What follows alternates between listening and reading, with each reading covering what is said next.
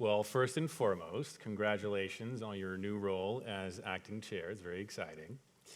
In your confirmation statement, you said, and I'm going to read this verbatim to make sure I get it right, we must refocus and change direction with new leadership to fulfill our statutory mandate to promote responsible innovation and fair competition in our markets.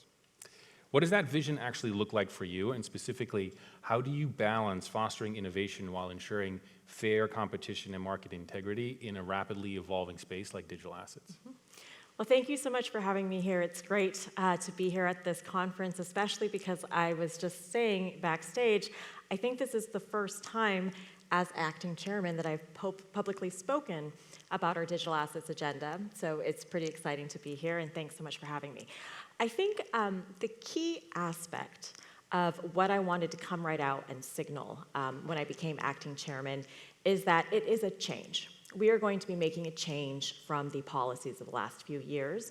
And key to that is what I have almost been repeating as a mantra the entire time that I've been a commissioner and now as acting chairman, which is it's back to basics.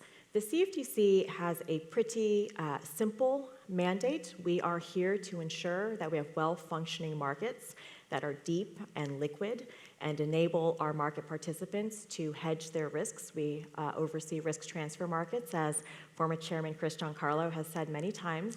Hello. And key, though, in the ability of the commodity derivatives markets to enable that risk transfer is the fact that we are innovative. A lot of times people talk about some of the changes that are going on in our markets, whether it's digital assets or prediction markets, which is something else I've spoken a lot about. And I say, you know, this type of change and having new asset classes or new underlyings is not that dissimilar to when the CFTC back in the 70s expanded the scope of our markets not just from physical commodities like wheat or grain, oil or gold, but to financial commodities. You know, the thought of having interest rates or indices as commodities back then was very revolutionary, and now if you think about it, those are the largest markets that we oversee when you think of the 400 trillion notional derivatives markets. So to me, I think it's just a natural evolution, although it is sort of another Cambrian explosion of how our markets are changing to fit today's day and age. But otherwise, it's back to basics. It's fairly simple. We have a principles-based regulatory framework. What that means and the benefits of having a principles-based regulatory framework is that we are more able to quickly adapt and anticipate to new and emerging risks or developments, technological innovations, and so on in our markets. So I don't know that it really changes so much what we do, but what I do think is key to what new leadership and a new change in direction is how we approach the issues of the day. And so one of the things that I talked about during one of my first senior staff meetings as acting chairman was that to me, I'm going to be guided by the 3 M's. First is mission. Is this our mission? 2, markets. Does this serve the markets? And 3, mindset. Are we approaching this with the right mindset? Do we have an open mindset? Do we have a growth mindset? So I think being guided by these 3 M's, that's how we're going to ensure that we're balancing promoting responsible innovation while also ensuring fair competition, market integrity, and protecting our market participants. Awesome. You recently announced a series of roundtables that you'd like to do on the evolving trends like market structure, conflicts of interest, and more particularly digital assets. Given the wide variety of stakeholders in this room and potentially watching the live stream right now in the digital asset industry that are present here today, can you just elaborate on what type of key insights you would like to gather from these discussions, and are there any specific issues that you are particularly keen to learn about or address? Mm-hmm. The other thing that's been fun about my 3 weeks, I think, as acting chairman is I have told people that if you want to know what I'm going to be doing, we'll just look at everything I've been saying for the last 2 years, and if I said it, that means I'm going to go and try to do it now. And roundtables and public engagement in an open and transparent way is, again, part of getting back to basics. That's what we here as public servants are meant to do. We are here to engage with the public. We are here to hear from the public because that's one of the core foundations of being in a democratic country like the United States. It's a participatory democracy, and so that's why it's so important to me that we have roundtables as structured, open, and transparent forums for the public to come and share their views with us, to have input into the policymaking process, because it's inconceivable to have a government where we're going to mandate the laws and the rules that you have to live by every day, and yet you have no voice or no say in the matter. To me, that's just un-American. So the roundtables are very key to that. And the key thing with these roundtables, again, being part of the government, is that there are rules by which we make policy. Part of that is that we need to have a rational basis for what it is that we do, particularly when we are changing our policies or embarking upon a new area of policy. And part of having a rational basis for what we do means that we are having input from experts. We have data, we have studies. All of those things are part and parcel of having a rational basis for why we do things. So a roundtable is very important because our participants in this roundtable, and just members of the public, will be able to submit comments. Again, we will hear from experts, we will hear from stakeholders such as industry leaders, technology providers, those who are actually building and participating in shaping these markets, as well as from other interested stakeholders like public interest groups. So it's designed to bring everybody to have a seat at the table and to be able to contribute. That's really the key thing, is because I feel that many of the policies of the past several years have not, in fact, been data-driven. They've not been taking an empirical look at the benefits of, and the risks, but the benefits in particular of technological developments like blockchain. Fully agree. One of the key themes of the day is that we may be at a pivotal moment in the evolution of on-chain markets. As you know, Ondo is building out a platform to facilitate more issuance of tokenized assets and really bringing more institutions on-chain. The one thing that will need to happen, in addition to the technology and infrastructure, is just more regulatory clarity, right? And I know you've said this before, but can you share your thoughts on how the CFTC plans to support greater institutional participation in on-chain markets? And are there any specific things in the short term that you would plan to address? So looking at having institutional markets in digital assets is something that I've been very particularly looking at since about 2016 or 2017, and I think we probably began talking about it when we were both at our previous firms. That's right. Possibly in 2018 or 2019, so it's been a long time coming. And when you think about the CFTC's role overseeing, again, the derivatives markets, this is where I think about what may very well be the killer app for blockchain technology in tokenized financial markets, which is collateral management.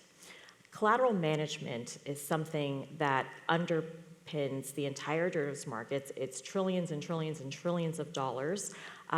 Being able to enable new innovations like 24/7 trading, being able to reduce settlement, clearing, and other operational risk. All of those things are some of the benefits that have long been written about with blockchain technology. And so one of the key initiatives I wanted to do in my role as a commissioner was to sponsor the Global Markets Advisory Committee, which has a digital asset markets subcommittee. I've been so proud to be able to sponsor their efforts because in the last just over a year, actually, they've put forward a number of key recommendations which we will now be looking to implement at the CFTC under my leadership as acting chairman. One of those is a U.S. Digital asset taxonomy. This is really key because if you're going to be doing something, you all need to be on the same page and talking about the same things. And importantly, it will help to bridge our U.S. markets with the rest of the world who has been ahead of us, right? We have been left behind in this because we've been kind of in a food fight or something in the United States over this technology, where it's become this battle between good and evil instead of just thinking that it's technology. Technology is not good or evil. So that's very important. Bridging the gap between the U.S. and the rest of the world, being a useful tool for U.S. policymakers to begin to understand what do we mean when we talk about digital assets and the different use cases for digital assets, including use cases in, again, tokenized financial markets, tokenized financial instruments, financial activity utilizing blockchain technology. The other very important recommendation that was one of the most recent GMAC recommendations is around the use of DLT to enable tokenized non-cash collateral. Again, one of the very simple use cases of that is stablecoins as collateral for derivatives transactions, being able to post it as a margin, whether it's initial margin or a variation margin in our markets. So that's something that I would actually like to pursue operationalizing. Again, consistent with direction that we receive from the White House and on our efforts with the President's Working Group on digital asset markets. We recently had one of our first kickoff calls on that, and working closely together, of course, with the U.S. Department of the Treasury and with our fellow regulators over at the SEC, but looking at how to stand up, as I've called for, a digital asset markets pilot program to explore the use of tokenized non-cash collateral. And that could really be looking at our existing rules and regulations and seeing if there's any comfort that we may need to provide, whether it's through a letter or through some other key parameters or factors or criteria to be utilizing this in our markets. But I think that's a measure of regulatory certainty that we can provide in a pilot program that will then be a bridge to being able to use this in our markets on an everyday going forward basis, but after it's been carefully studied, after we've received the data to support that this actually minimizes risks, it's gone through a cost-benefit analysis. And so I do think that we will be looking at sort of the eligibility criteria for people to participate in this effort, and then we will be collecting the data and then publishing a report.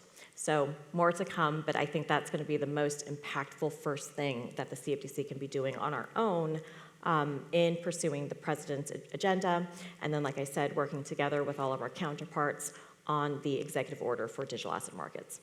Yeah, I love that, because I'd love to just dive a little bit deeper on that recommendation on the use of tokenized non-cash collateral, because obviously for a company like Ondo Finance is the largest issuer of tokenized treasuries on public blockchains, that was kind of a big deal. So can you just elaborate a little bit in your own words why you think that recommendation is so impactful and what it will cause? If you think about why use blockchain technology in institutional markets, like our institutional markets are fantastic. They are great. They work. There is, again, 400 trillion notional in derivatives in our markets. Every day, there are trillions and trillions of dollars in transactions, whether it's in the FX markets, the rates markets, credit markets, commodity markets, you name it, equity derivatives markets. All of the pipes and plumbing of the financial system work great today. But of course, could it be better? Are there ways that we could reduce OpEx for firms? Are there ways that we can reduce CapEx for firms? One of the things about Dodd-Frank, and I think one of the most important or impactful reforms of Dodd-Frank that most fundamentally reshaped market structure was actually not Title VII, which was the derivatives regulation, but it actually was the capital and margin requirements. Those are the things that really shaped who the key market participants were. It really shifted from being much more of a dealer market to being more diverse as far as market participants. You have alternative liquidity providers who now take up a very large portion of our market provision. And so since dealers have been constrained with their balance sheets, they're able to intermediate less and less. And so when you have this global hunt for scarce capital, when you have to look at every dollar of the activity that you're doing and figure out how much capital are you going to allocate towards that activity, that's where innovations like blockchain technology, being able to be more capital efficient, being able to reduce the time, for example, that you've got your collateral locked up in settlement processes, being able to reduce settlement fails, being able to mitigate all of those different risks and become more efficient. Those are real dollars and cents that are adding up, and it's a truly massive opportunity. And so that's why I think it's important to look at institutional markets and to look at something, I mean, honestly, this is actually a pretty boring topic. Collateral management is not the kind of thing that gets people very excited. Many of these are sort of middle and back office type functions, but it's critically important to our financial markets. Obviously, having come from a bank that was the pipes and plumbing and is the pipes and plumbing of the entire world, it's something that we saw and all banks see as a massive opportunity. Well, for what it's worth, the people at Ondo Finance get very excited about tokenized collateral, so at least that's one group. I see some head nods in the audience. So. All right, shifting gears a little bit. I'd love to just get your take Is there anything right now happening in digital assets or the broader tokenization space that you are personally very excited about? And is there anything maybe happening that could even help your role in or support the mission of the CFTC to ensure fair and orderly markets?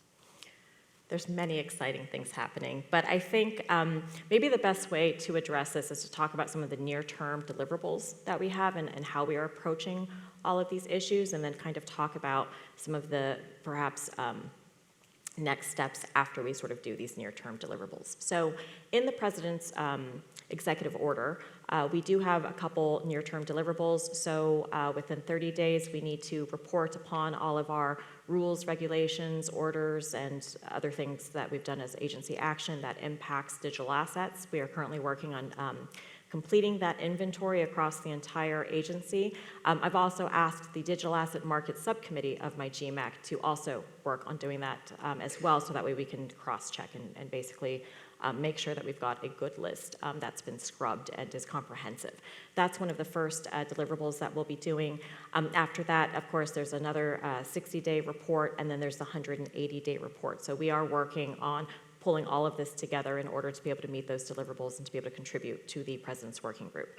We are also looking at bringing on board hopefully a couple senior advisors, crypto market structure experts that will be incredibly helpful to us. I have many former colleagues that have been wonderful resources. So looking forward to having some of these sort of temporary senior advisors that can help us with the crypto market structure. Besides that, like I said, in order to do initiatives like my tokenization pilot, we also will be looking to be deepening our bench of talent and bringing in industry experts who have actually built solutions or have led initiatives to deliver solutions. Those are going to be key skill sets that we need at the agency, because we don't really have that in the public sector. It's not to the same level, of course, as you have in the private sector. So that's going to be something very important. So there's just a lot of things that we need to do at the agency to enable this openness and this ability to truly understand and get in front of and create a forward-looking regulatory framework or structure for digital asset activities, or for generally just new technology in our markets. Besides doing tokenized collateral, again, so interesting, one of the top priorities, I think.